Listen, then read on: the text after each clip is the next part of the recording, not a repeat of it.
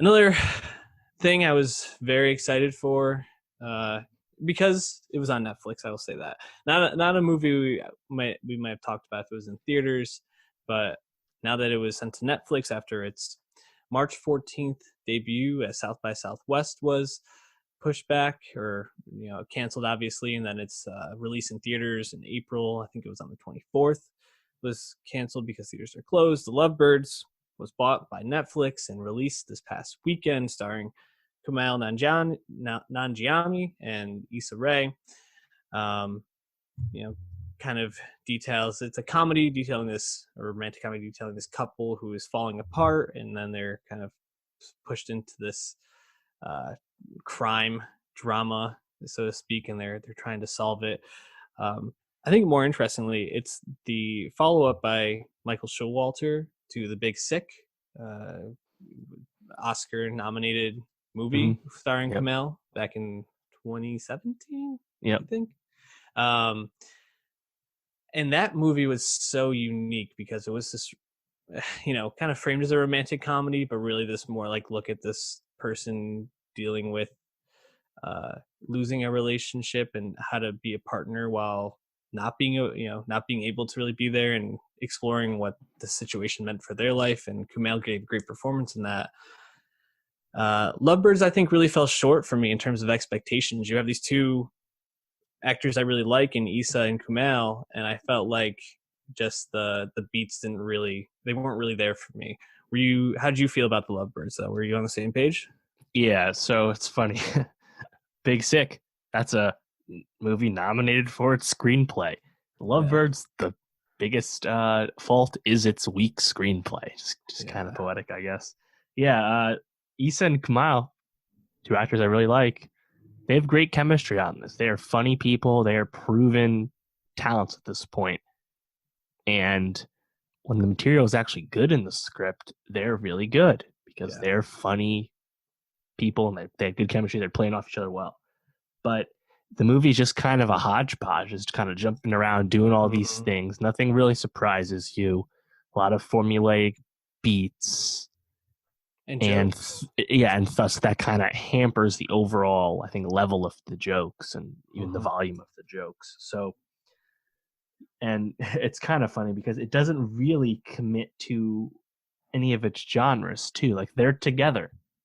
It's not really a romantic comedy. They're already together and they say they break up and then you know what happens still, but like they stay together. It's a little different than that. So there's not a whole lot of romance, and the whole like crime caper part to it, uh, I know was just kind of weak. Paul Sparks. Haven't seen him in a little bit, but he was, Mustache. yeah, mustache. He was just kind of a thin villain, and the movie was just like, I feel like if this script was redone, there's got to be a really impressive supporting character that comes in for 10 minutes and like almost steals the scene. I'm thinking uh, stuff in like Superbad or something, like when Yeah. Joel Chuggerfield shows up or something like that. It's like we're just kind of missing elements to make this movie a lot more funnier and a lot have a better rhythm to it. And Yeah. it doesn't really have that. It's still kind of fun, easy to watch, whatever. I feel like this was a smart sell on Paramount's part, because if this had come out in April as planned, it gets mediocre to bad reviews, and because it's rom com adjacent, nobody goes to pay for it, and that's here the end of it. That's it, right? But Mm. now Netflix has it. I mean, when I watched it, it was on their top 10. Whether Yep. you trust that or not, and now it gets lumped in with the set it ups and your To All the Boys and your the half of it from this year. There's a different expectation put on a Netflix comedy or rom com. So I think it kind of recalibrates what people wanted from it, and I haven't really checked in on the overall uh, buzz about it really from normal people, but um, it definitely got in front of more people as a result, and I guess that's what you hope for when you make a movie. But yeah, it just didn't quite come together, but we like those actors. Yeah, just looking here on Letterbox, which I know is not necessarily a great gauge of where people are at with it. It has a 2.9 average score. So that means it's right in the middle. And I think that that's about right. I agree. I think the writing on this, it's very sloppy, and a lot of it just is like doesn't make sense. And there's a piece of this where you need to accept lack of logic in some of these situations, and you can kind of explain away as they're in a stressful situation, they're scared. But these are two characters that are just constantly making decisions that don't really make sense for who they are or who they're set up to be. And sure, for a comedy that might make sense, but when it happens as frequently and to the extent as it did in this, I was really just getting very frustrated a lot of the time.